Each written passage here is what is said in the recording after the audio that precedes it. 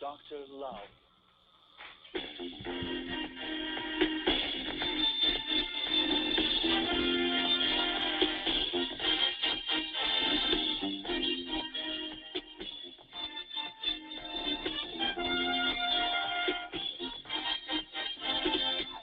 He's got the potion and the motion.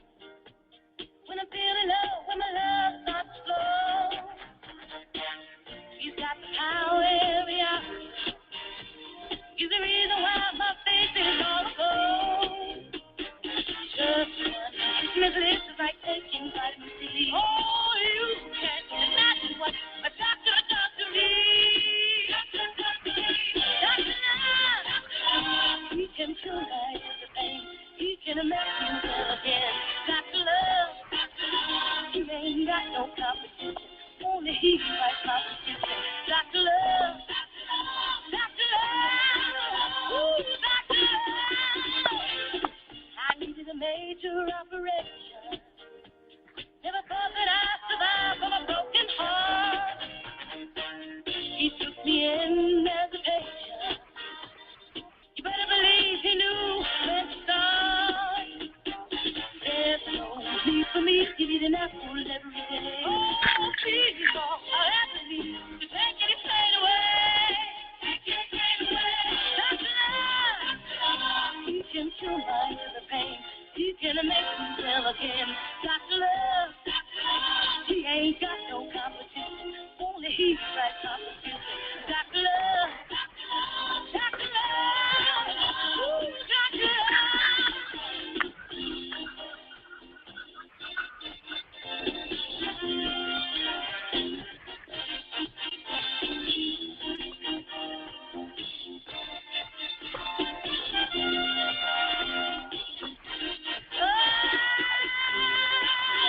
He can cure my every pain.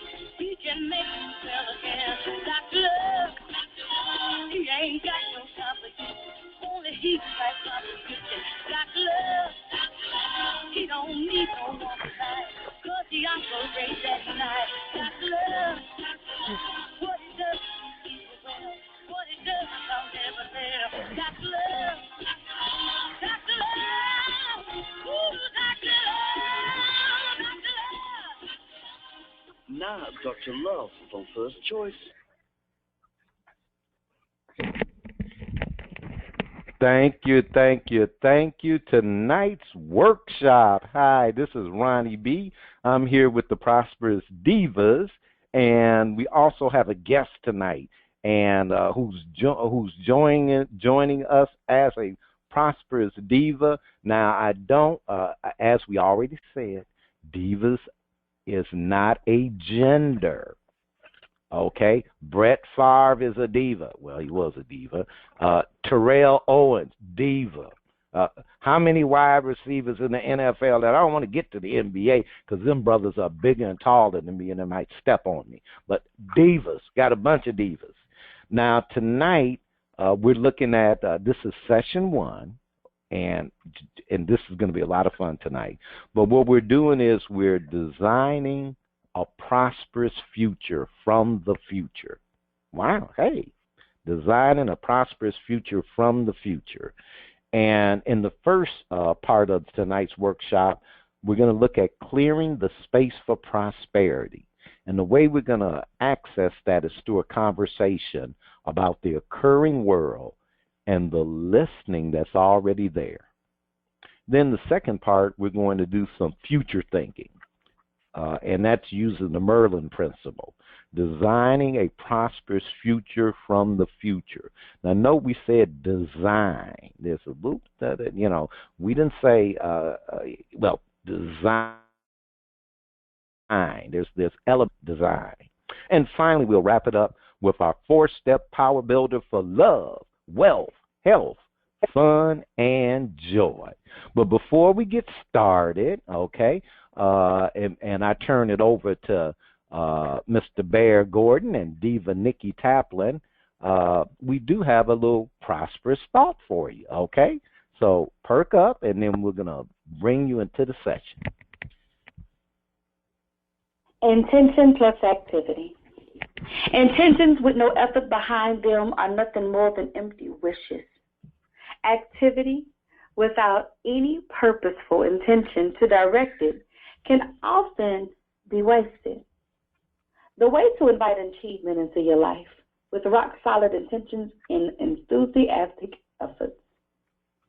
Decide where you want to go, who you want to be, how you want to live, what you want to do, and then get yourself deeply involved in life.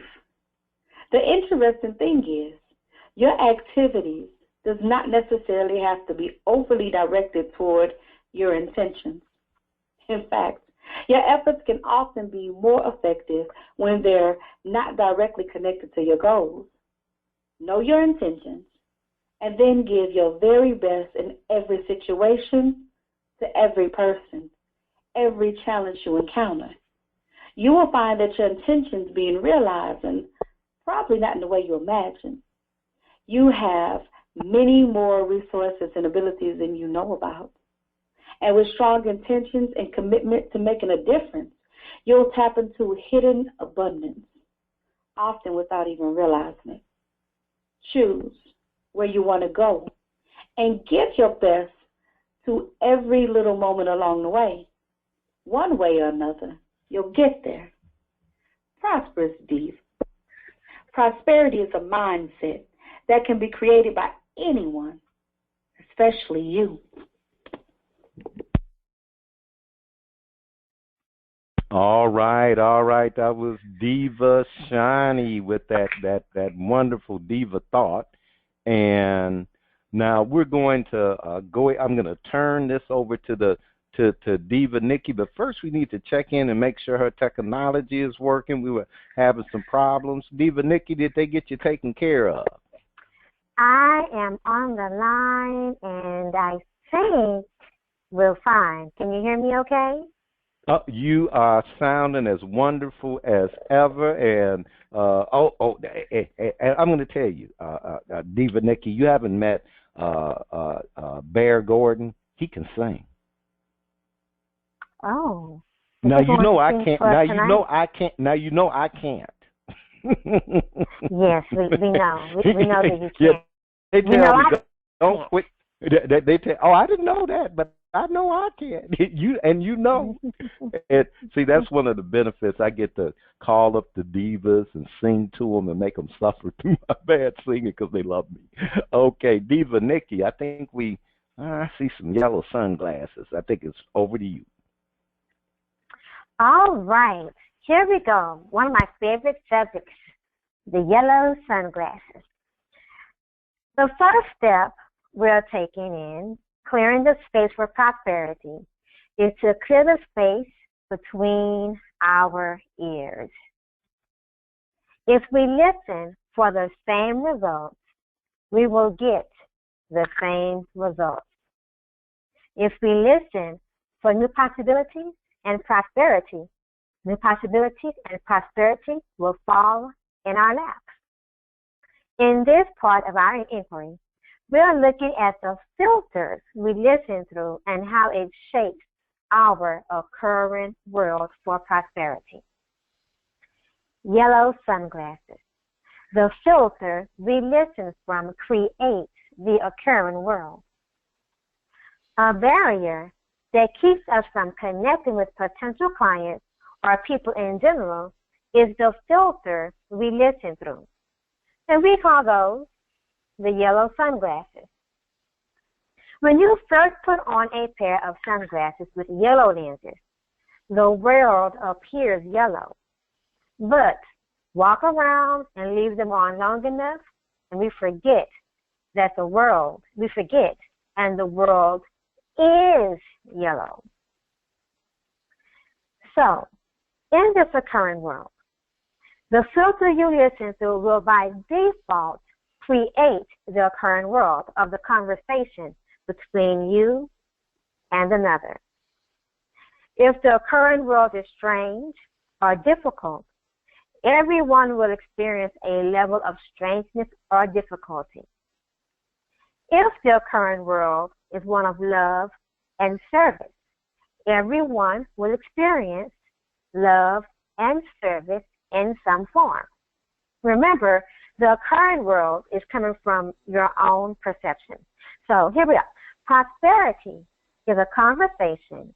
You're either listening for prosperity or listening for reasons you cannot have the prosperity you desire.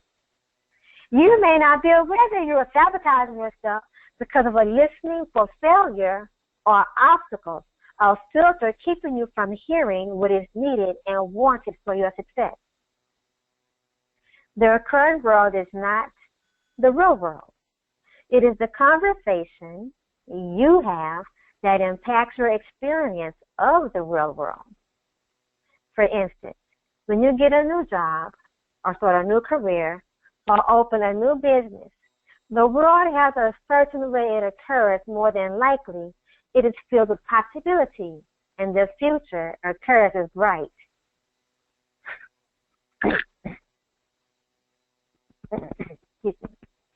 When you meet that new love, or start a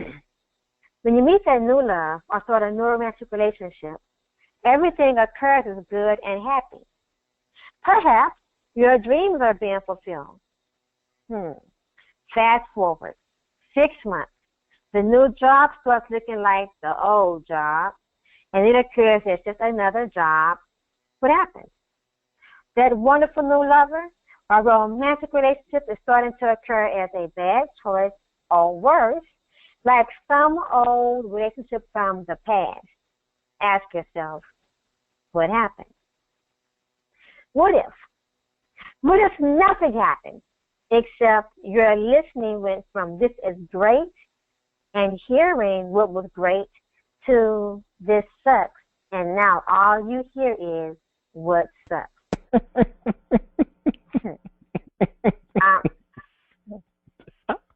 What if?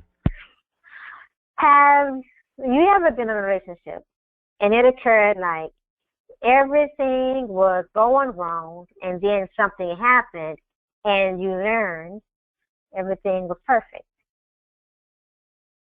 Have you ever dealt with a client or boss and you just knew things were going badly, and then you learned they were super pleased? How we listen,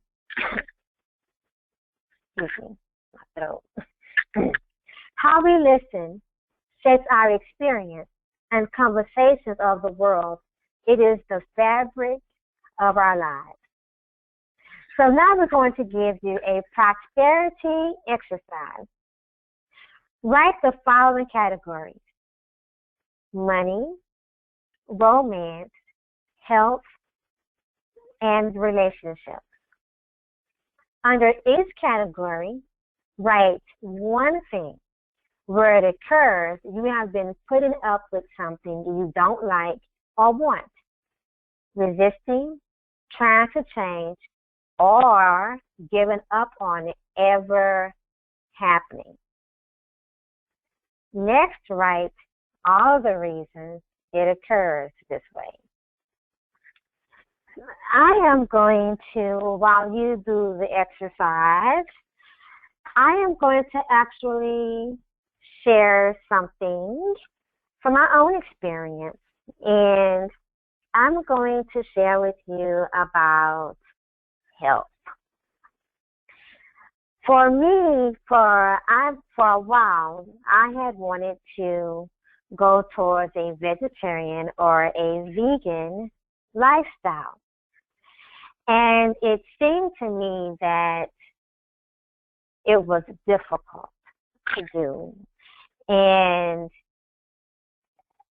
well, and like, because it seemed like it probably would happen in older years when I probably didn't have a choice. So because I felt that way, that's pretty much had been my experience. I felt that way because in the past, in my late 20s and early 30s, really early 30s, not giving away my age here, but it's been quite a while. Anyway, when I had tried to eat only vegetables and salads. I found out, that I was really hungry a lot, and it didn't seem like I could eat enough vegetables.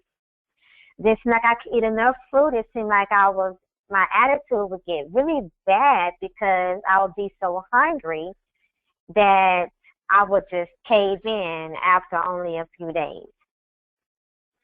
And what happened for that to be different with me was for me to actually see that other people were living this lifestyle, and it didn't seem hard or like a difficult task for them, and so it made it seem possible for me.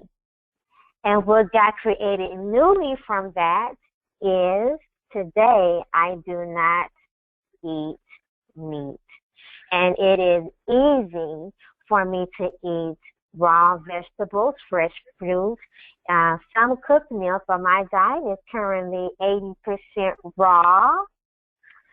And it's not hard for me at all. I get up every day, take my vitamins, eat my fresh fruit. It's like easy, and I'm not nearly as hungry as I thought I would be and had experienced in the past. It is possible. That's my share. Hello? Hello? Were you going to ask Bear to share? Bear! Well, I was so proud of my own share. I'm sorry. And that was quite a good share. Yeah, and it does really explain how you can have that viewpoint of yourself, or the viewpoint of that situation, and once you change that viewpoint, it completely alters the way you are about that viewpoint. I'll give you an example that happened to me just this past week, believe it or not.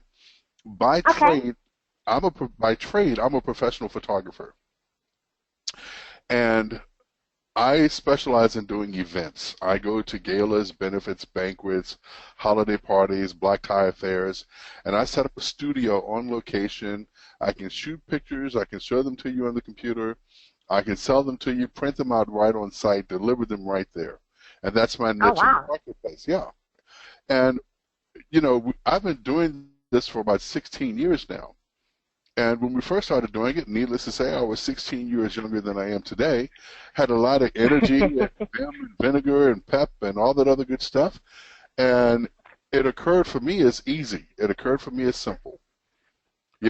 Add 16 years to life and a few extra pounds and, the knees and the shoulders and the lower back and, all those things. Where it's not as enjoyable as it used to be. So now when I think about, this is December, this is one of the busy seasons for me during the year, and I think about doing these events that are coming up, and a lot of the events are annual, and of course more of the annual events are in December, and I look at it with a lack of enthusiasm. Now, I enjoy what I do, but it's not as much fun as it used to be. It's a lot more pain involved. There's a lot more suffering involved. There's a lot more recuperation that's required, and all this other dramatic stuff.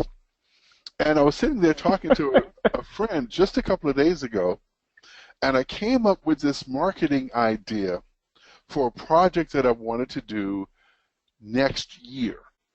Not this year, but next year. And the more I mold that project in my head and thought about, I can do this and I can do that, and I've been wanting to do this, and this is the way I can get it done, and I've been wanting to do that, and I can implement that part into the project. And all of these things, and suddenly I found myself excited about photography. The only thing that changed was that I took the glasses off and I saw photography for what I chose to see it as. Something that was going to be beneficial, something that was going to be enjoyable, something that was going to make a difference not only for myself, but also for others. It's like I took those glasses off that said it was going to be stressful, that it was going to be tough, that it was going to be difficult, that a lot of recuperation was involved. And believe it or not, my level of energy picked up almost immediately because I had a different viewpoint. Mm-hmm. So there is an example of how quickly it can change. And I'm sure that those That's right. of you, yeah, and those of you who are listening, I'm sure you've had the experience of getting bad news. And, you know, you find yourself down, melancholy, down in the mouth, you know, all sad, withdrawn, low energy. And then somebody calls and gives you great news, and suddenly there's a pep in your step again. Mm-hmm. And see, we get to choose when we put those glasses on or not. Mm-hmm. Mm-hmm. All right. So let's go to the next project. Pleasure. And we're going to talk now about already, always listening. Actually, we're not, because they're still in the exercise. Oh, they did the exercise? Okay, I'm sorry. It's still, so I think Diva Nikki needs to take back over. I know you're into Bear's conversation, but I think Diva Nikki needs to take over. I'm sorry, I got excited. That's okay. I loved it. So next, you all select one of your categories and write a reason that would have the issue occur differently and powerfully, especially if you think your reason is absolutely true. Using that selection, create a new reason that is entirely crazy and funny, that would have the issue occur differently and fun. Then use the same selection, create a new reason that is filled with love and prosperity, that would have the issue occur differently and empower you. Okay, now Diva Nikki, I'm going to want you to repeat that so that they can, you know, get it, because folks are probably like writing it down.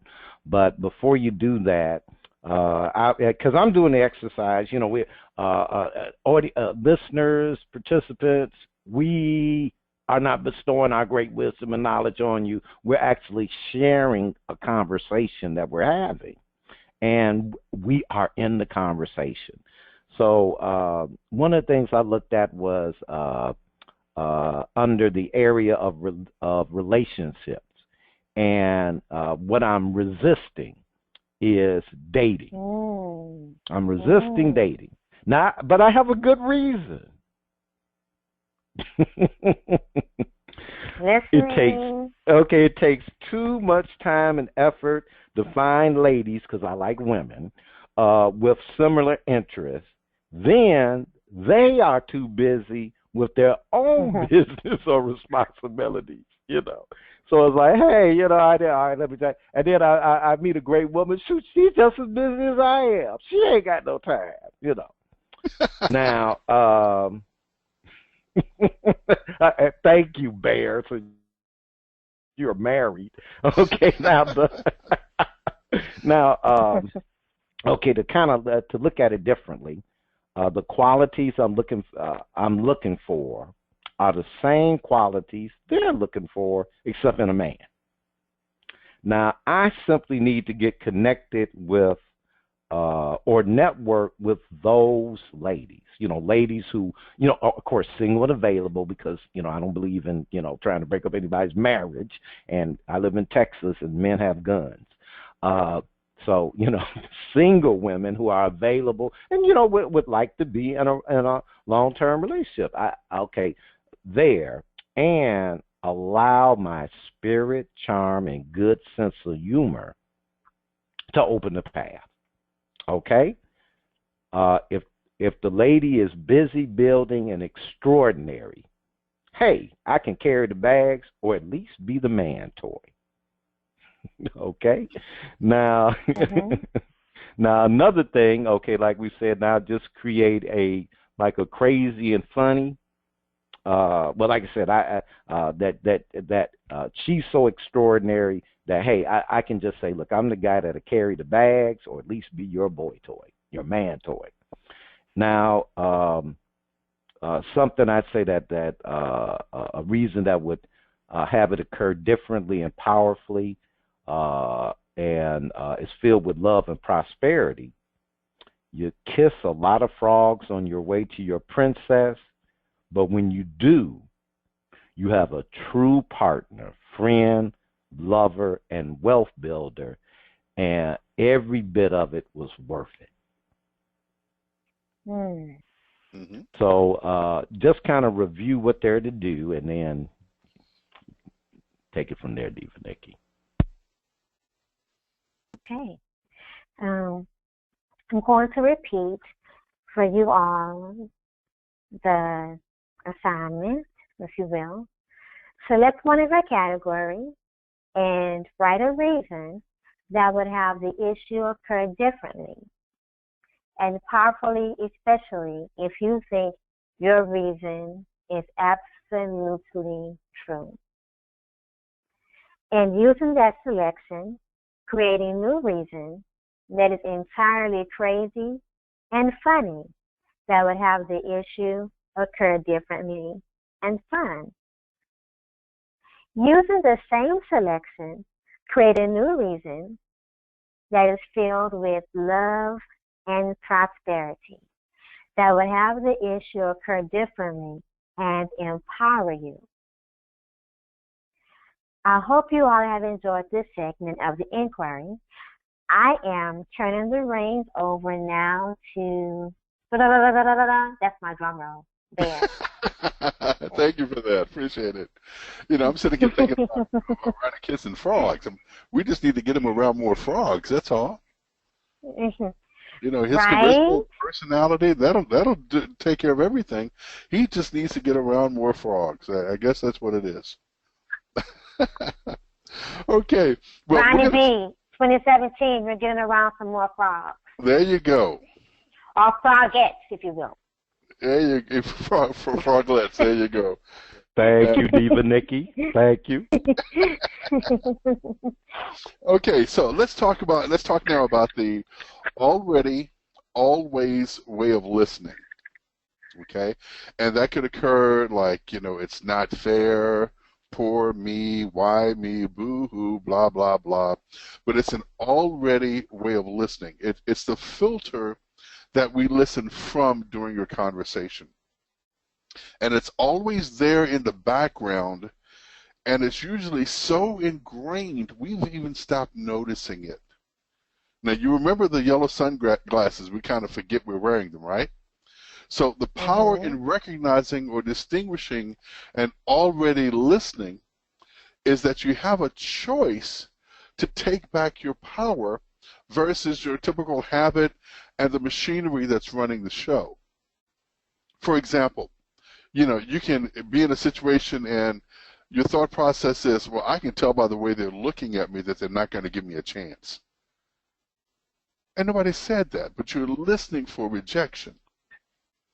Or if they really think what I'm doing is right, they would tell me. So you're listening for approval. Or when I hear we're looking over the applications and we'll get back to you, I just know straight up that's a bunch of bull. You just know it's bogus, okay? And what you're doing there is you're listening for failure. You have an expectation of failure. So the already, always way of listening is the listening that's already there. It keeps you trapped in the past. Because it has you trapped in the past, it impacts your future.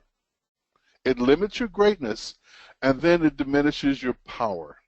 I mean, it's absolutely insidious. So here's what we're going to do with the prosperity exercise. I want you to write down the following categories. Put down money or employment. Put down romance. Put down health. And then relationships. You have money or employment, romance, health, and relationships. Now, under each category, I want you to write one thing that you've been putting up with, something you don't like or don't want, something you're resisting, something you're trying to change, or you've given up on it ever happening, or You just simply complain about it persistently.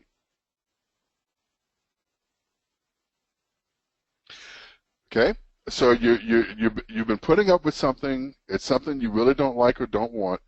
You've been resisting it. You're trying to change it, or you just giving up on ever have it happening, or like it's never going to happen, or you just complain about it persistently. Now, next, what I want you to do is write the already, always conversation you have about that situation.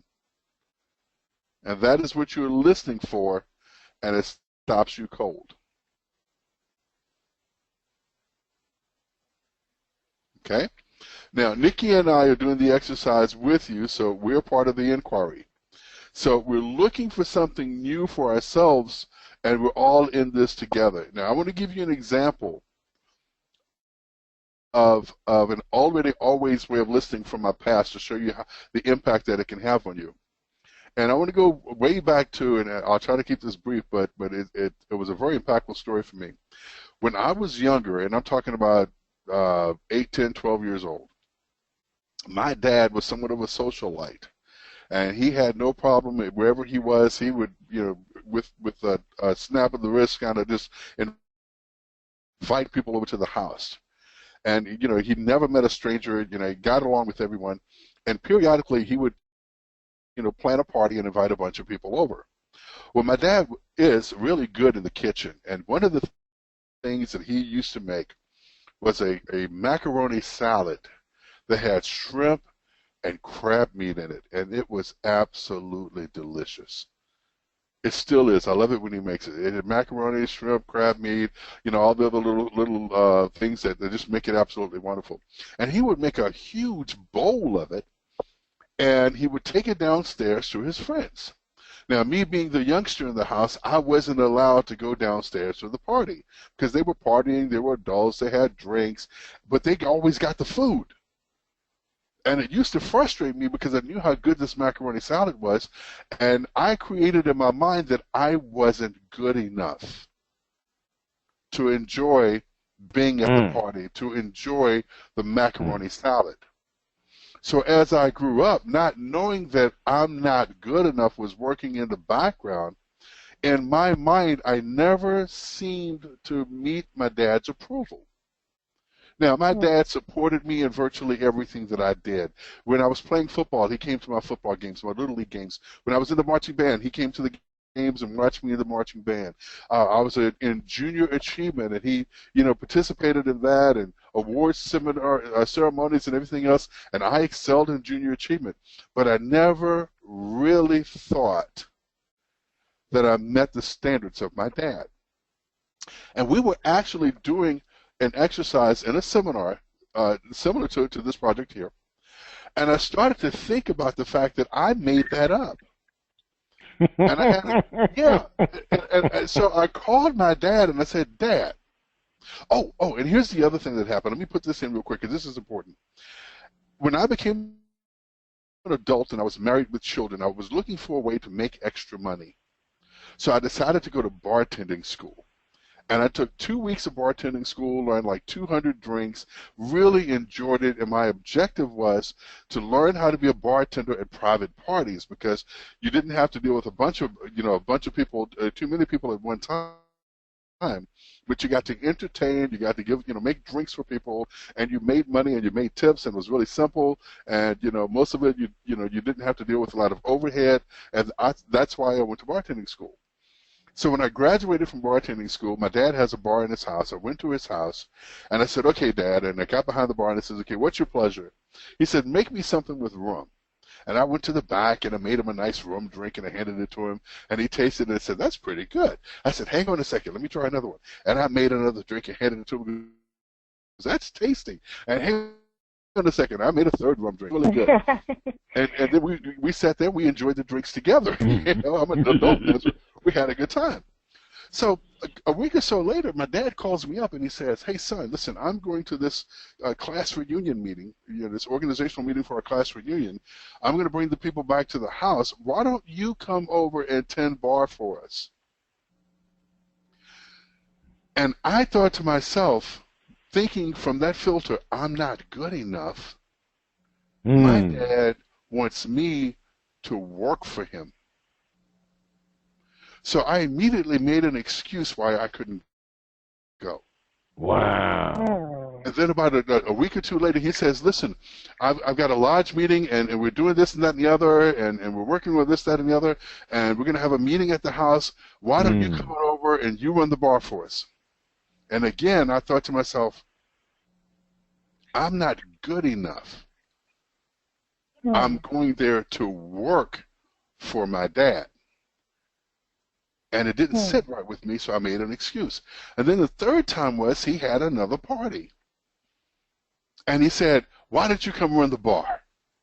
I'm going to have this big party. I'm going to make the macaroni salad. Why don't you come run the bar? And I thought to myself, and this was it for me. It's like, I'm not good enough. I'm a grown man now. I've got grandchildren for you. But I'm not good enough to come and actually participate in your party. You want me to work your party. So I made an excuse why I couldn't make it, and because I really didn't want to. And then I was in this seminar, and we were doing an exercise similar to this, and I started to think about that, and I actually called my dad, and I said, Dad, let me ask you a question. Remember back when this, that, and the other? He said, yeah, and I told him a little story about the macaroni salad. He said, son, you could have had plenty of macaroni salad. Just take it before it went downstairs. Because once it got downstairs, it was gone. And there were a couple of times where I snuck a little bit and then kind of covered up the hole kind of thing. But he didn't have any problem with that. I never checked in. And I said, well, you know, when I graduated from bartending school, and he said, yeah. I said, well, why did you want me to keep working for you at these events? He said, are you nuts? And I said, no, you wanted me to work for you, right? He goes, no. He said, son, you came over. You told me that your objective was that you wanted to be a bartender and you wanted to do private parties. These people that I was inviting to the house, these people that I was were they do private parties. Members of nonprofit organizations that coordinate their parties. And it was an opportunity for you to showcase your talents in front of them, to get hired by them to do the private parties you told me you wanted to do. Can you imagine how I felt? Can you even imagine? Because I had an already, always way of listening that had no foundation in truth. That I wasn't good enough. It is insidious. Yeah.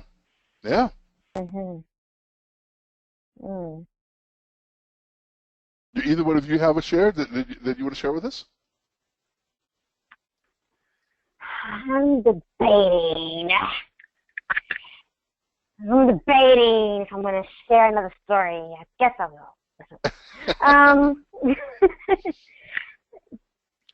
I'm going to share about relationships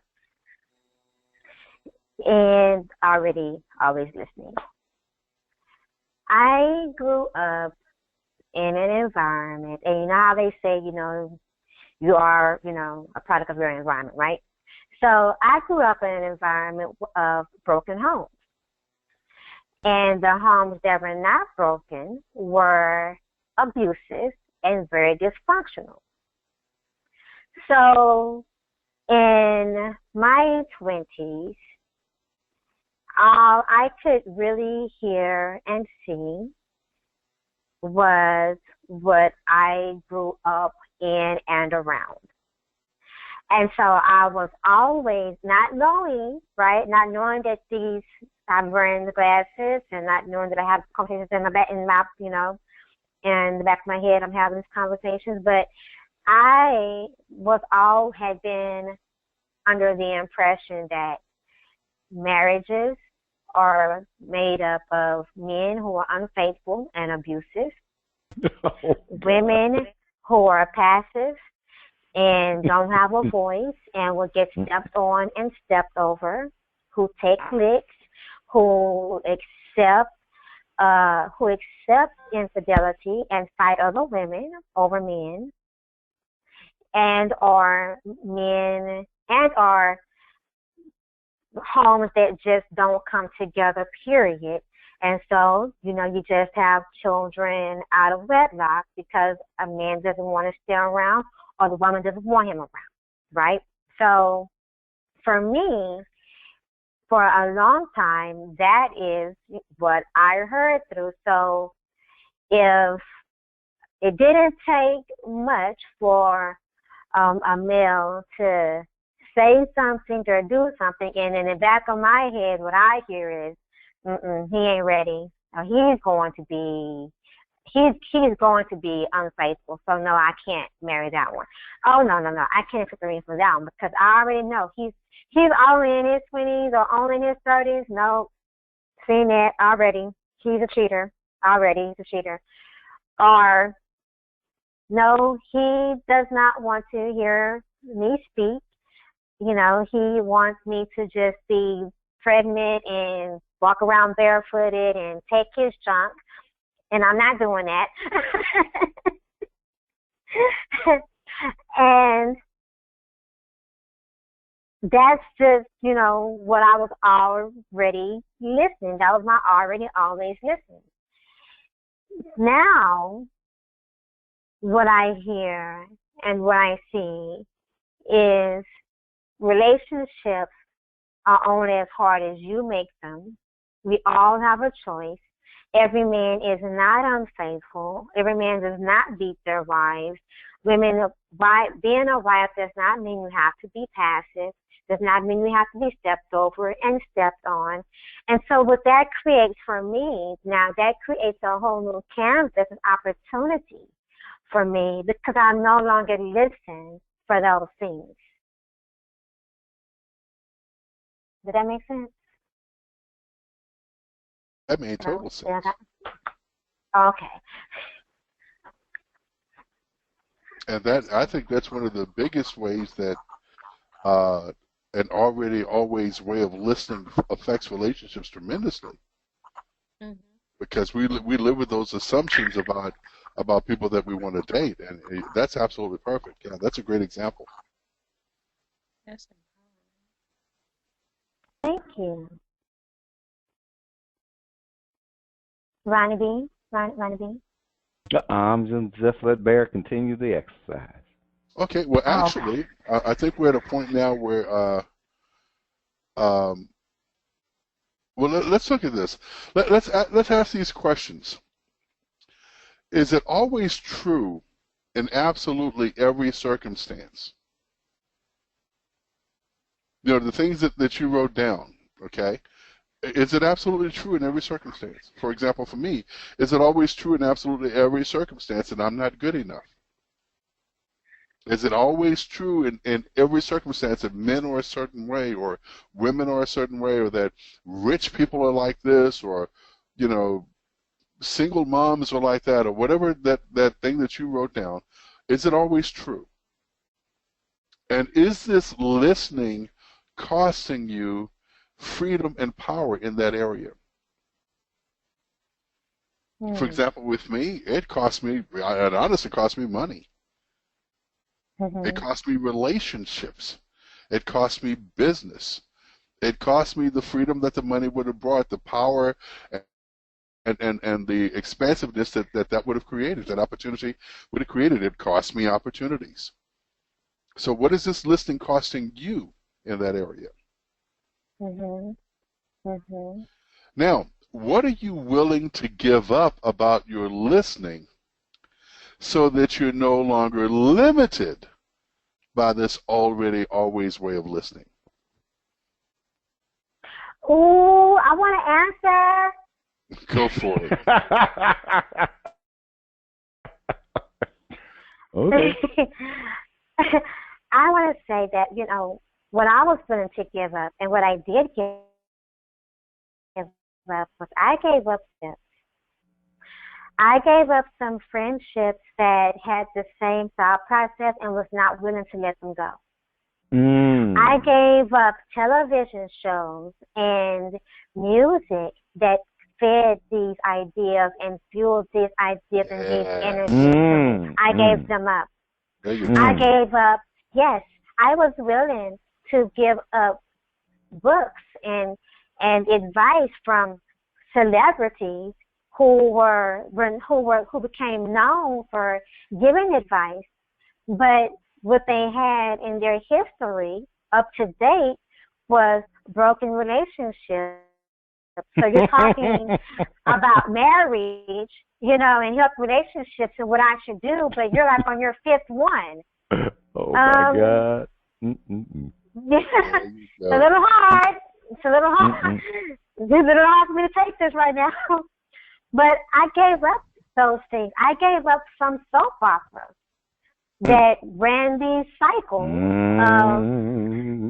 of sleeping around and sleeping with any and everybody. And if he doesn't do what's right, then, you go sleep with his brother, or you go sleep with, his cousin, or his father, or his son even, or if she doesn't, or if he displeases me, this is the soap opera. If he displeases me, right. Then he's going to, if he's staying late at the office, he's not staying late because he's working. He's staying late because he's doing the secretary.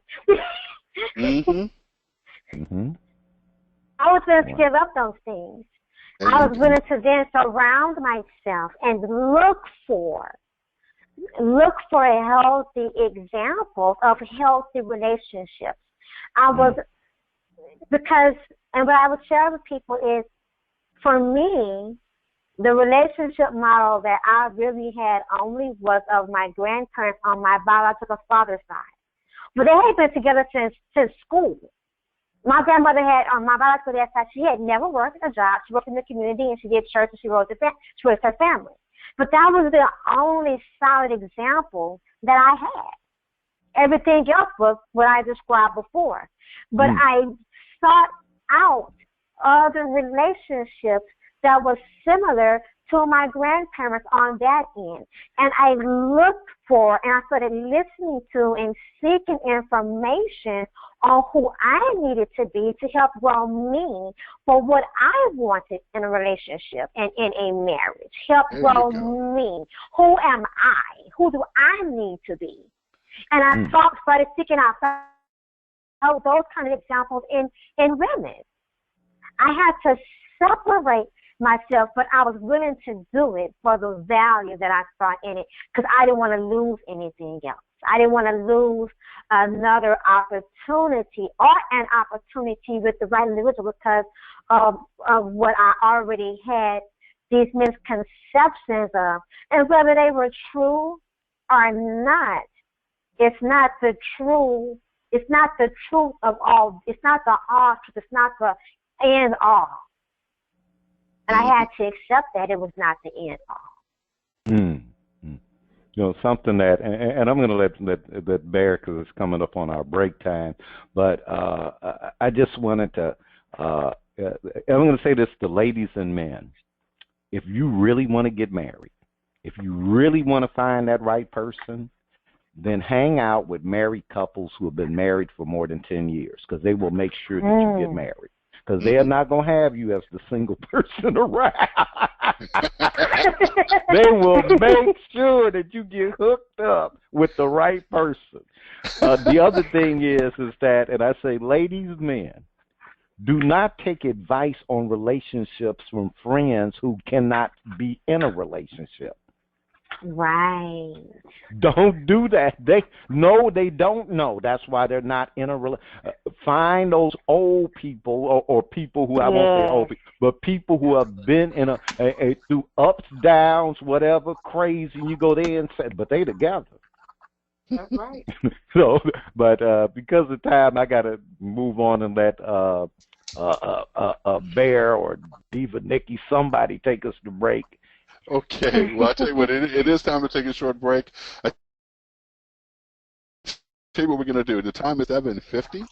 Let's take about a 5-minute break, and let's come back at about 7:55. Does that work? That works. Worked. Okay, let's come back at 7:55. We are one. I feel a sense of oneness when I listen to the harmony of life. We live in a world rich with diversity. Yet, it may be easy to forget that we are one, united by a divine common denominator. All things and people can work together in divine synchronization. Nature reflects this harmony. When I find myself in the great outdoors, I take a moment to listen to the cacophony of sound. Various bird calls mingle with the sound of the wind in the trees, the chirp of insects, the gurgling of water trickling to create a wondrous symphony. A beautiful harmony of human expression can be made too. I am listening and adding my own unique expression to the symphony of all life. We are one, and diversity makes this knowing even sweeter. As you, Father, are in me and I am in you, may they also be in us, so that the world may believe that you have sent me. John 17:21.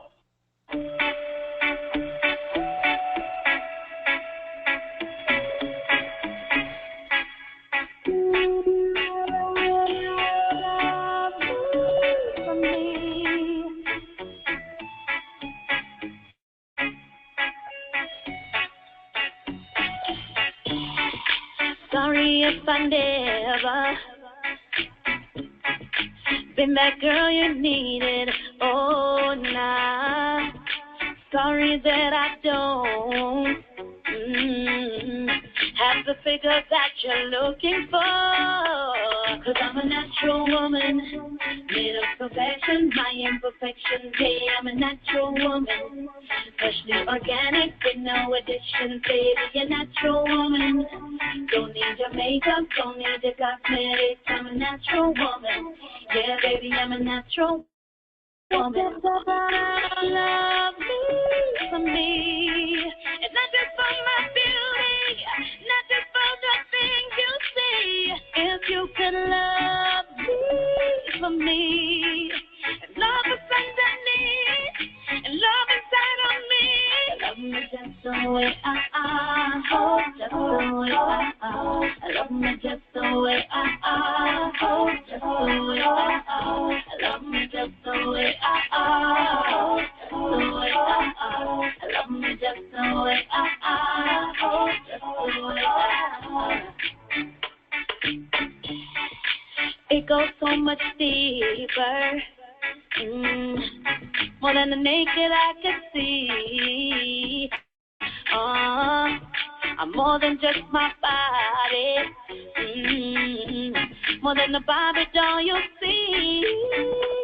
'Cause I'm a natural woman, made of perfection, my imperfection. Yeah, I'm a natural woman, freshly organic with no addition. Baby, a natural woman, don't need your makeup, don't need your cosmetics. I'm a natural woman, yeah, baby, I'm a natural woman.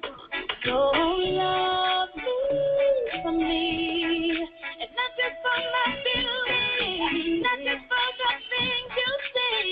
If you could love me for me, and love is underneath, and love inside of me.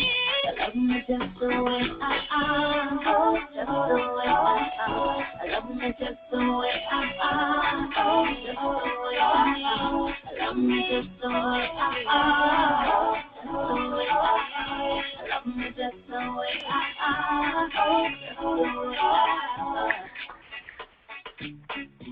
So if you never loved the real me, time is through. If only you could love me, but I'm too good for you. So love me for me, and not just for my beauty.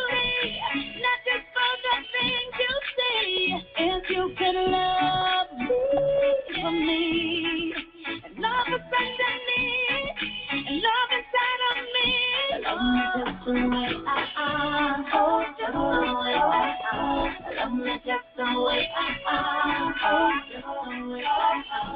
Love me just the way I am. Oh, just the way I am. Love me just the way I am. Oh, just the way I am.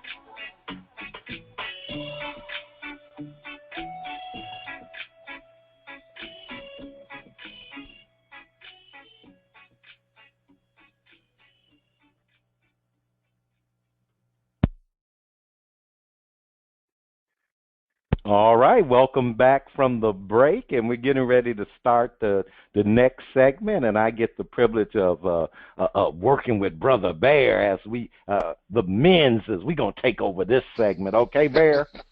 Yeah, we go. Yeah, these little divas running around here.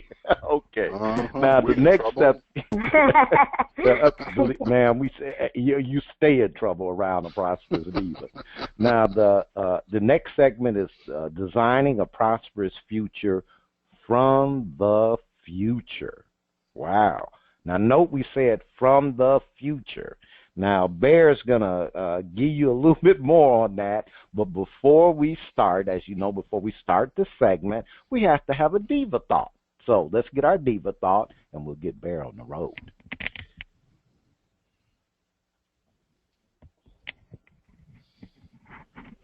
Being rich. Being rich is not about how much money you get.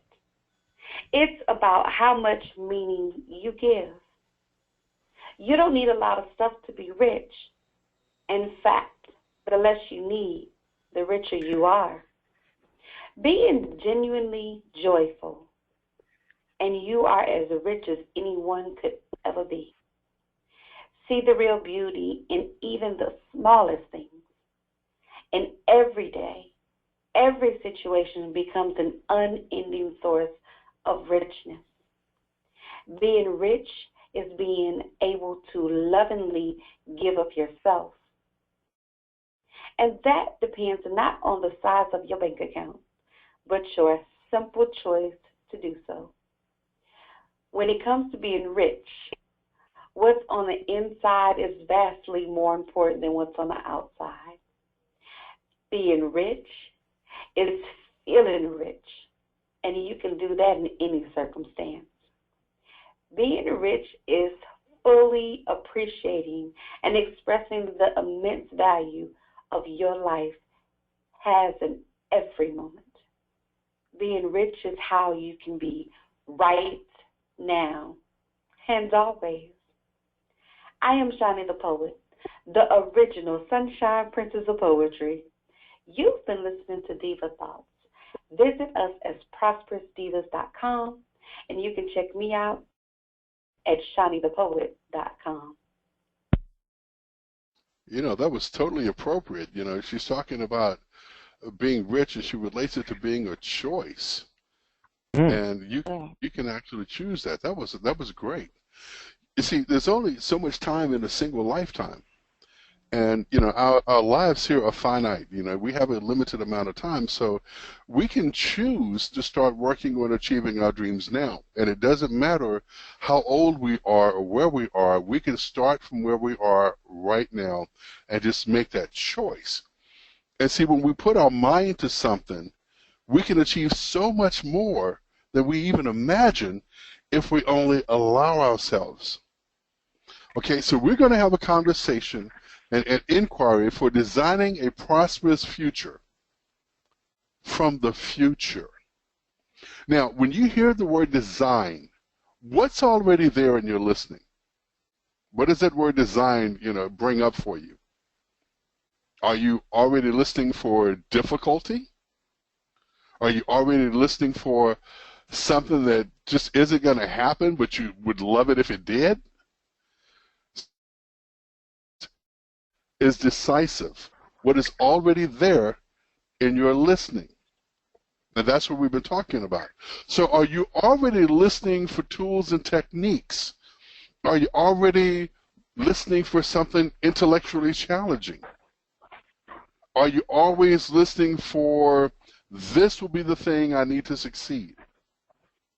See, it doesn't matter if you're already listening for difficulty or you're already listening for success.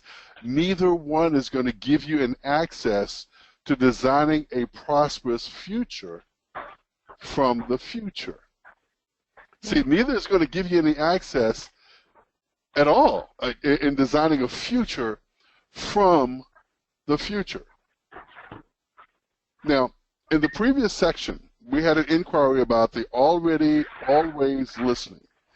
And we cannot even begin to have a conversation for designing a future from the future if our conversations are stuck in the past. Mm. See, all of those things that we were talking about are conversations, decisions, choices we created in the past that we live in our future. So when we're talking about designing a future from the future, when you're talking about designing anything, the first thing you need is a clean slate. You need a blank canvas. So distinguishing when an already, always way of listening is coloring your conversation and listening for fulfilling your desires gives you power in putting that conversation in the past. And then, and only then, you're free to design a future from a blank slate. So then, what's possible? Now, we do have some good news. You're not required to distinguish all the already, always ways of listening right now that you have in the session. You know, we've already designed the webinar for you to receive value immediately, value that is powerful, pragmatic, straightforward to implement. But over the next few weeks on your own, and with a little guidance from one of the divas, you will reveal lots of already, always ways of listening, and you will be creating lots of possibilities. The most important thing that you need to do is be willing to do the work. Be willing to look at what's there for you and to do the work. Okay? So we're going to take the first step in designing a future from possibility, a future for possibility from the future. Okay, you ready? This is going to be great. So here's the question. If I'm designing a future from the future, where would I need to be? You think about that for a moment. This is not a trick question. If I'm designing, okay, if I'm designing, and listen, if I'm designing a future from the future, where would I need to be? Now, some of you have answers already. That's good, but let's let everybody catch up. Kind of just think about the question for a second. Okay, now let's look at it. If I'm designing a future of prosperity from the future, I would need to be standing in the future. I hope that makes sense to you. And that's why it's important to have a clean slate. Now, anyone glad the future is a clean slate? Because all those old conversations that you have limit and disempower you. All those conversations, now you put them in the past where they belong. You know, there's one of the Lion King movies. Timon and Pumbaa are talking to each other, and one of them says, you need to put your behind in the past. No, you need to put the past behind you. And a lot of us live our futures. A lot of us live our current lives with our behinds still in the past. And that's what's running the show. So let's do an exercise here. And we're going to write down those categories again. Let's write down the following categories, or if you still have that sheet, you can use the same sheet, just go down to a different section of the paper. But the categories were money or employment, romance, health, and relationships. Now, be with me on this. You're now standing in the future. It's January 1st, 2018. Now, looking back at what you manifested and created in those areas, what does life look like in those areas? And let me make a suggestion to you here. Let your mind run wild. Take the limits off. That's a past conversation in and of itself. Let your mind be free to go, free to create, free to design. What have you created in those areas? So write down, what does life look like when it comes to money or employment?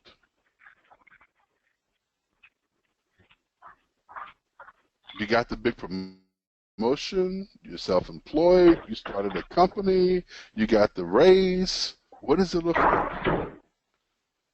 Okay? The areas of romance. You found the right one and you're in this juicy relationship. Your current relationship has transformed to something absolutely amazing. What does your health look like? You're slim and trim and sexy. You finally got that six-pack? See, I happen to have a six-pack, by the way, but I put mine in storage. So that's my story. Yeah. You know, what do your relationships look like? You got some really close friends. Maybe you socialize a little bit now. You know? Now, what did you really want that you did get? Where are you living? What does your place look like? Your type of accommodation? Now, remember, you're standing into January 1st, 2018. Let me warn you again. Don't let those past conversations creep in and limit you. Don't let the constraints of the past come in and pigeonhole you into a certain box. Give yourself the freedom to create, to design. What do you spend your time doing? Who are you spending your time with? Family, friends, partner, children? What are you planning to achieve for 2018 after all that you've done in 2017? And most importantly, what do you feel like? Are you peaceful? Are you happy, healthy, energetic, in shape, excited? What do you feel like in 2018? So while you're working on your design, the Divas, Ronnie B, myself, we're actually doing the work as well, just like you are. So, Ronnie, I'm going to call on you to see if you have anything to share from the start of your design. Wow, and it's really, I really love this. This is our version of the Merlin principle. And the area that I looked at was money or employment, and to make it more specific, the Prosperous Divas. Okay, and because standing in the future, 2018, and looking back at everything that's got accomplished, I'm like, wow. I imagined it, I dreamed it, and and now the Prosperous Divas has just blown up.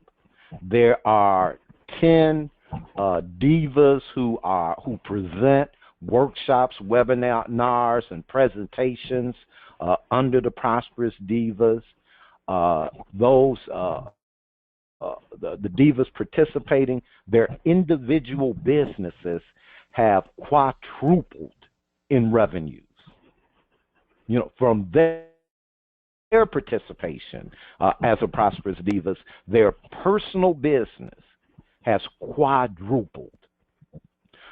We have a staff of 4 great, talented people. A couple of them are our Prosperous Divas who do presentations, who create the content, who design the courses, webinars, classes that we do for the presentation. We have a team. We actually have a sales and promotion team, distinct from marketing. A sales and promotion team who that's what they do. They go out and they, of 10 people, to have something specific, and they are just phenomenal, blowing it up. Each of the divas, including myself, we all have personal assistants that are taking care of us so that we can focus on either the businesses that we're running or creating more value and content for Prosperous Divas and supporting all the participants. I'm sitting there in one of my. I'm looking at the New Year's party that we're throwing from Old Grumpy Radio and honoring the Prosperous Divas, and I'm just looking at the ladies with tears in my eyes for all that they've accomplished and for what the team has done. And I'm just looking at like 2018. I'm halfway scared that it's going to take off more than. And one of the divas has stepped up to the plate to assume control of the Prosperous Divas. Wow. And that's what happens when you don't have those limitations on you, when you create from a clean slate. And based on that, folks, if you're listening, I certainly hope that you keep next New Year's Eve open, because there's going to be a party. There's going to be some party. You're going to want to be there, that's for sure. And you already see one of the divas taking over. Oh yeah. Handing the reins over to one of the divas to run the organization, where I can concentrate on what I love, which is developing content. That's fantastic. That's great. Nikki, did you have one? Oh my goodness! I'm so glad you asked. I'm sitting over here can hardly stand my seat, and I'm driving. When I look back from 2018 over 2017, I wake up, I'm telling you, I can't believe my life, because I've dreamed about it, I've envisioned it, I've written it down, I've made it plain. God knows I have prayed, meditated, I've done the work, I've read the books, I've got around the people, I've hired my own mentors, and I can't believe my life, because I'm engaged to my BFF, and he is amazing. You should see him. And we're kingdom builders. I'm no longer self-employed. I'm doing what I love business-wise, but I'm no longer self-employed. I have stepped up to an entrepreneur. Mm-hmm. I stepped up. All of my bad debt, I don't even have bad debt. All my debt is good. I have lots of good debt, because I'm wealthy. Because I have invested in assets, liquidable assets. The car that I drive is not one that I own. My company owns it. The house that we live in and that we're buying is not a home that we're buying. Our company buys it. We're kingdom builders.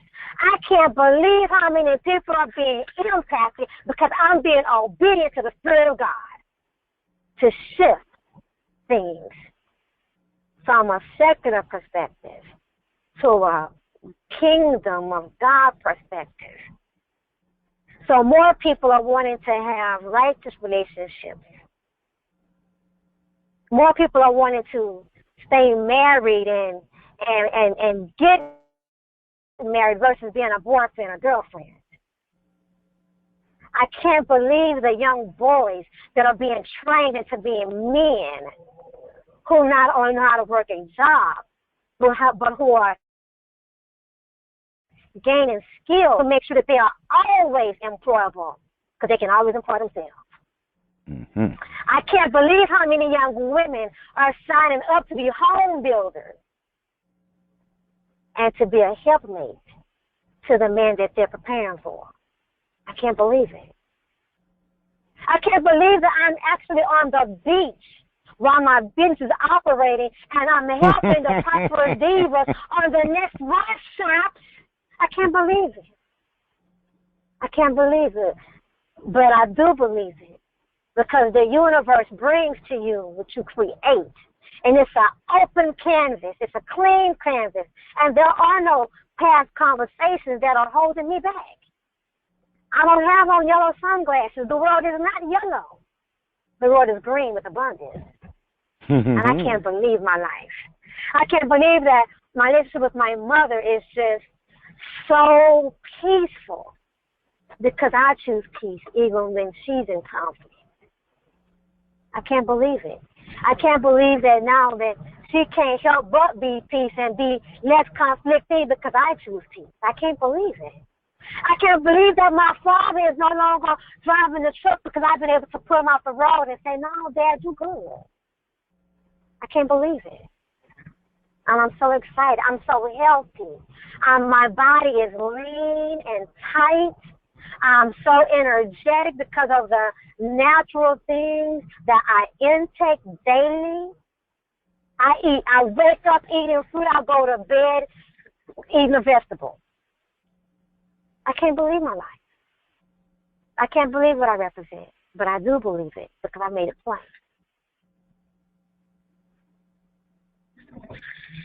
Wow. That was absolutely amazing. And here's the one thing I noticed inside of that, Ronnie and Nikki, is that when you've created that kind of possibility for your future, can you imagine waking up on January 1st of 2017 knowing that that's what's going to be on January 1st, 2008? Yes. You know, from a church perspective, since you're into kingdom building, that your future that you have created orders your steps in the present. Yes. That now you've got a different pep in your step and a different level of energy when you get out of the bed because you know where you're headed. Yes. You see the beach. You see your dad's freedom. You see the house. You see the car. You see the diva that's taking over. You see the New Year's Eve party, Ronnie. But you've created this for yourself. You should see my dress. My dress is bad. Look at you. Look at you. Yes, honey, the divas done did it. The dress is bad for this ball. You should see. And our circle of influence. I'm going to have to get my six-pack out of storage. I'm going to have to get that six-pack out of storage. Oh, man. Okay. Ronnie, I'm telling you, I don't think we're going to have enough time to do everything we wanted to do tonight, but this is some good stuff.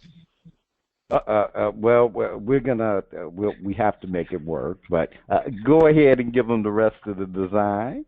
Okay, great. So here's what we want you to do. The next step in designing is to select an item from one of your categories. Pick whatever one you want. Now, you're standing in the future, January 1st, 2018, and all you desired has manifested. Now, looking backwards in time, 3 months, what results did you have? And what actions were you taking so the fulfillment of your desires was inevitable by December 31st, 2017? For example, let's say that one of the things on your list was going on a 7-day vacation to someplace fabulous, that beach that you were talking about. Now, at this point, you're standing in the future. This was a dream fulfilled. And back when you first did this exercise, it may have actually seemed impossible. But looking back 3 months, one thing that you had that made your trip inevitable was the money to pay for the trip. The second was your ticket. Made it inevitable. So what I want you to do is repeat this process for all the categories and all the desires. Okay? Looking back, they've manifested. Okay? But looking back 3 months, what did you have?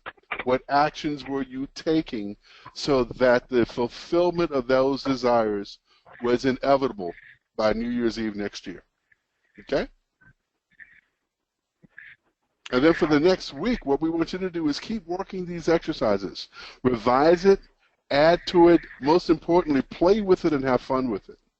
And the next session we're going to have an inquiry on that will give you power with creating from the future, and we will deepen the work of designing from the future. All right? So let's get out your diary, plan some time to do some things, tell someone what you're doing, create some support and accountability around it. And it's really fun to do this exercise with someone else as well, to motivate and support one another. Ronnie, I'm going to turn it over to you at this point. Okay, and now I do apologize. We are going to end up running about 20 minutes past our designated time, but the conversation was just too rich. Now, many of you will see immediate actions to take that will impact some of your desires for what remains of 2017. Now, we're going to take a short break. Okay, we're going to take a short break. The time is now 8:22, and we will resume at 8:28. And we have Diva Nakia with the 4-step power builder for wealth, love, and health. Enjoy your break. We'll be back shortly. Stronger than negativity. Being positive is not a matter of hiding or denying what's negative. Being positive is being stronger than the negativity. When you're wrong, admit it. Then you can let the error go, correct it, and move forward. When you're frightened, admit it. When you no longer fear the fear itself, that fear loses power, and you gain the strength to deal with it. When something is not working, admit it. The sooner you do, the more solidly you can move on to something else. You have the power to face the problems, to act on them, to come out ahead. Engage that power by admitting what's wrong, by choosing to see it clearly. Have the courage to shine a bright light on what's holding you back, and you'll find the strength to move successfully beyond it.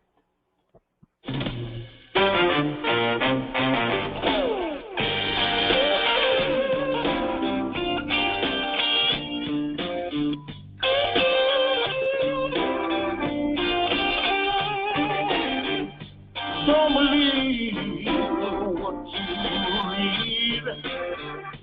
Don't be fooled by what you see. Nothing is what it seems. Truth is hidden somewhere in these shoes.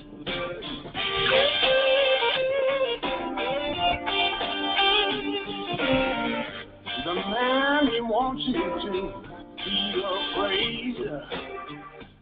People in fear are easily played. They'll tell you this, tell you that, but it's up to you to figure out where it's at. There's something in the water, something in the water.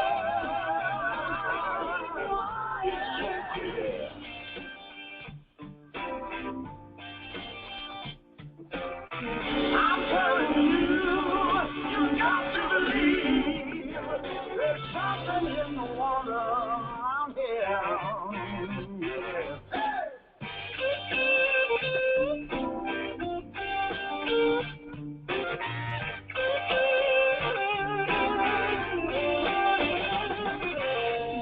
The politicians tell you lies.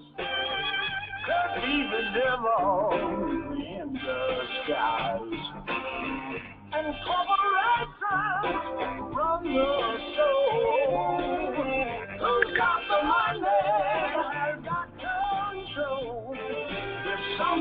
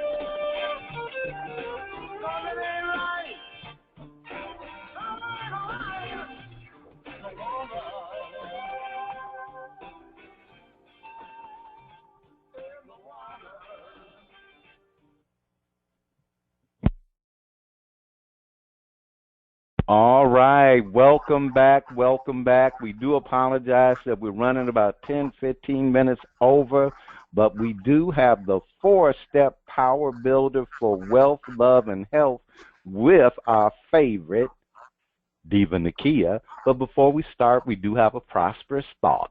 So give us 1 second and we'll be bringing the Diva on. Success demands specifics. Success demands specifics.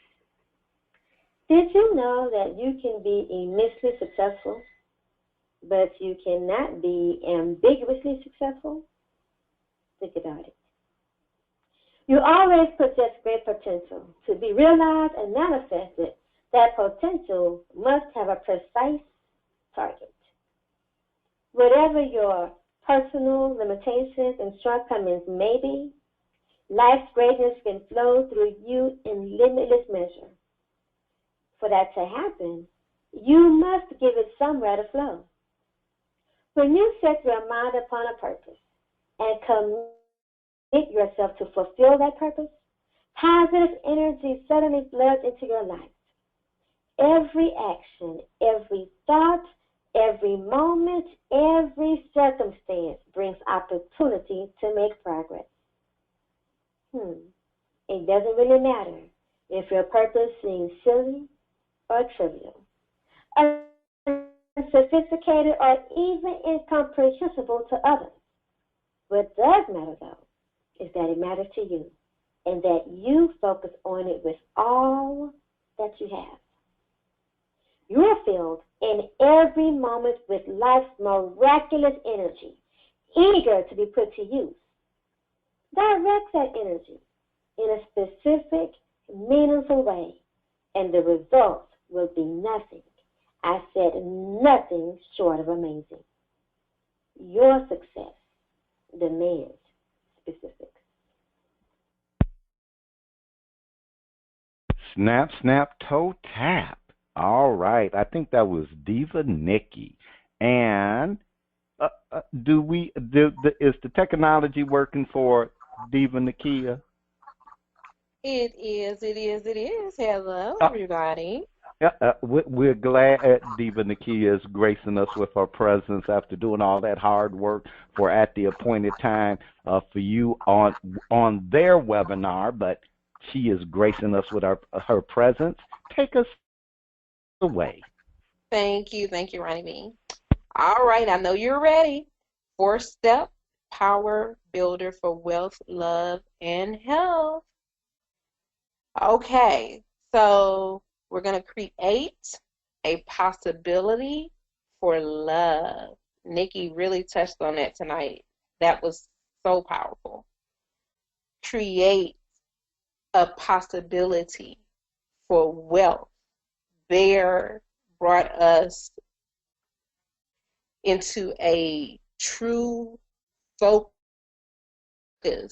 of what already always listening can do when we are presuming and how it can impact us. Create a possibility for health. Ronnie B is always talking about health and eating right. Create a possibility for fun and joy. I talk about doing things differently and stepping outside of the box. Your future creates who you are being in the present. Be, do, have. List the following categories. And I know you all have been doing a lot of work, so I know you're ready with pen and paper in hand, so I don't have to, consider that this time. Now let's list these following categories: love, wealth, health, fun, and joy. And because it's already on the screen, I'm not going to repeat it tonight. Under each category, write 3 results you desire manifested in the next 7 days. Next to each item, standing in the future. We've already talked about this in the previous segment. Answer these questions. Who was I being that the result I desired was manifested? What actions was I taking based on who I was being that had the results manifest? What do I have from being the person who did the work to generate the result? What possibly do I see for myself and my life? Now the questions are listed just as well as the different categories on the screen. So if you missed something, look back at the screen for those that are viewing the webinar, so you can make sure that you're gaining all of the specifics.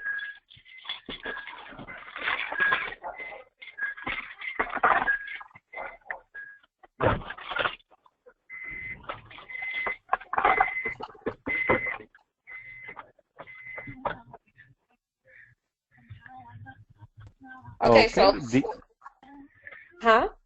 I'm sorry, Diva Nakia, you were saying? Okay, so for myself, I'm going to do a share to make sure, it gives you an opportunity to go ahead and make your notations. I'm going to pick fun.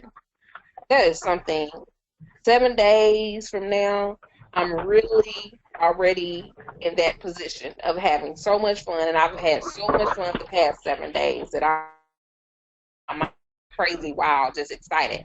And my health has improved as a result.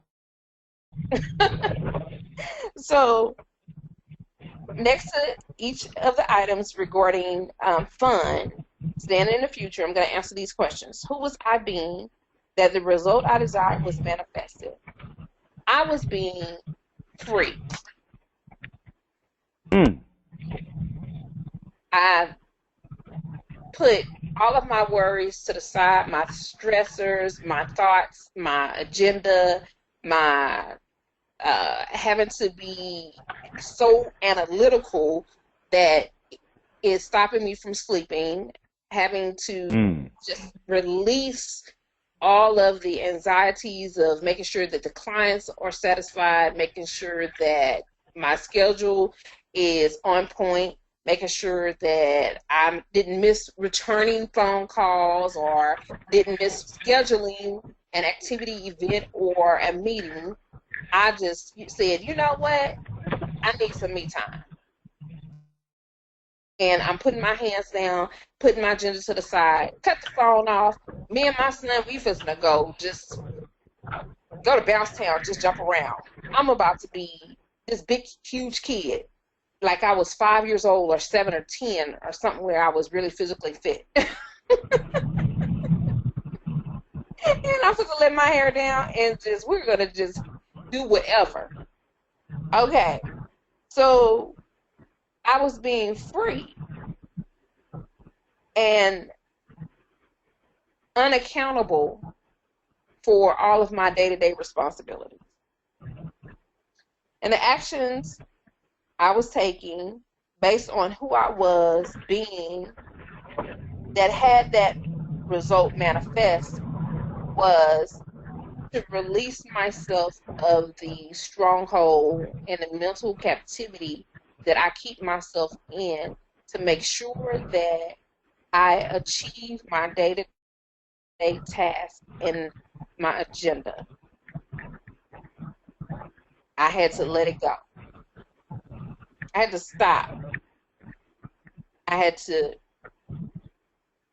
allow myself the understanding that it's okay to have fun. It's healthy. It's legal to have fun. It's okay. What do I have from being the person who did the work to generate the results? I have a peace of mind. I have a new level of freedom. I breathe better. I'm more relaxed. I'm more at peace. My mind is decluttered. I'm more rational, tolerant, and understanding. And I'm okay. What possibility do I see for myself in my life? More fun in the coming days. And giving myself permission to have fun a minimum of once a month, probably once a week, but within reason, because I still have to be an adult. But I give myself permission to write it in on my calendar and include it in my life so I can begin to have it as a consistent lifestyle and not something that is so scheduled in that I forget about having fun. So it gives me the ability to have that new level of freedom. So for the next 7 days, share that possibility as boldly and responsibly as possible. This is the first step in managing conversations for love and wealth. All right. Wow. Well, since we, what I am gonna normally this is our part where we have a conversation about doing the work, not critiquing the work, and so we just had that conversation. Okay, listeners, participants, do the work. Don't critique it. Don't be analytical. A lot of you folks are analytical, and you're analyzing every step. Yes. Do the work and then see what happens. There's an old saying that's out of the Bible: walk by faith, not by sight. Try it on. Nakia, give us a little food for thought so we can let these folks go home tonight. All right. I am so encouraged about the future, and I know that you are too. So every prediction of the future is based on the past. No person knows for sure what will happen tomorrow or next year or 5 minutes from now. If you're tempted to be discouraged about the future, avoid that temptation. Please. The results are not yet in, and you can act right now to dramatically improve those results. There are billions of people in this world seeking to live prosperous and fulfilling lives. Each day, a whole lot of them are doing so right now. Countless new and worthwhile ideas are born every moment. Trust me. Ooh. In our highly interconnected world, good ideas and their implementations can quickly spread. And you know that. No one knows what tomorrow will bring. Yet, there's an enormous shared incentive spread throughout the world to make tomorrow a little better than today. So let yourself envision a bright future ahead. Then do something to make it so. You can be sure many others every day are doing the same thing.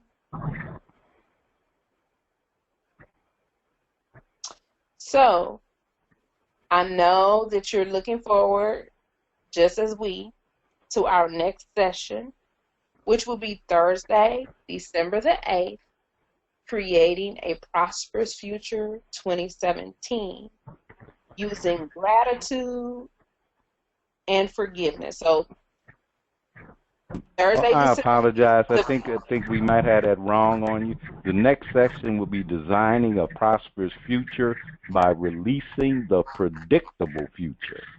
Oh. Okay. Yeah, hey, by releasing the predictable future. Okay, I missed getting that. All right, but please, but we do want you to join Diva Nakia Sunday, December 4th for a very special webinar, From Incarceration to Prosperity, Freedom, and Joy. Now, this is an awesome series. It's free, and you can register on, where can you register, Diva Nakia? AppointedTimeForYou.com. All right. Now, for more information about workshops and seminars, visit us at ProsperousDivas.com. The Prosperous Divas for tonight: Nakia, Empress of Faith Franklin; Nikki, Miss Multipreneur Kaplan; and Bear Gordon, bartender extraordinaire. Prosperous Divas. Prosperity is a mindset that can be created by anyone. I used to sleep in lip gloss and earrings so I could dream pretty dreams. Had goals smaller than the lumps on a preteen, but craved the attention to the... If just one person had pulled us aside or pacifier and intervened, then maybe I wouldn't have had to teach myself that I was a queen, and there'd be no need to color me pretty. My mama once told me that when she was young, she would untangle her hair and thin it out with a fork. My co-workers asked, are those big afro things making a comeback? I don't understand why y'all want to wear your hair like that. See, it's not just hair. It's about more than attractiveness. There has been a whitewashing of beauty in the media. It's no coincidence that the so-called beautiful women of color look acceptably European. Our ancestors were told they weren't good enough.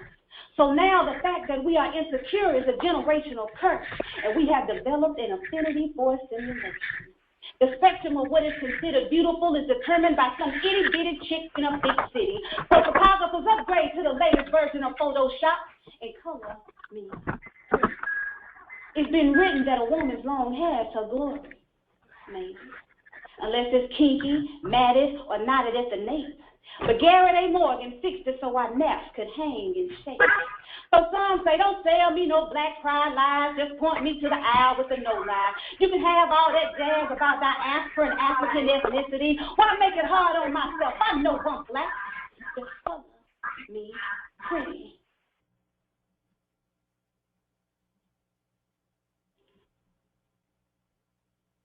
I used to sleep in lip gloss and earrings so I could dream pretty dreams. Had goals smaller than the lumps on a preteen, but craved the attention to be seen. If just one person had pulled us aside or pacifier and intervened, then maybe I wouldn't have had to teach myself that I was a queen, and there'd be no need to color me pretty. My mama once told me that when she was young, she would untangle her hair and thin it out with a fork. My co-workers asked, are those big afro things making a comeback? I don't understand why y'all want to wear your hair like that. See, it's not just hair. It's about more than attractiveness.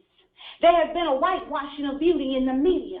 It's no coincidence that the so-called beautiful women of color look acceptably European. Our ancestors were told they weren't good enough. So now the fact that we are insecure is a generational curse, and we have developed an affinity for simulation. The spectrum of what is considered beautiful is determined by some itty-bitty chick in a big city. So photographers upgrade to the latest version of Photoshop and color me pretty. It's been written that a woman's long hair is her glory. Maybe. Unless it's kinky, matted, or knotted at the nape. But Garrett A. Morgan fixed it so our naps could hang and shake. So some say, don't sell me no black pride lies, just point me to the aisle with the no lie. You can have all that jazz about diaspora and African ethnicity. Why make it hard on myself? I know I'm black. Just color me pretty.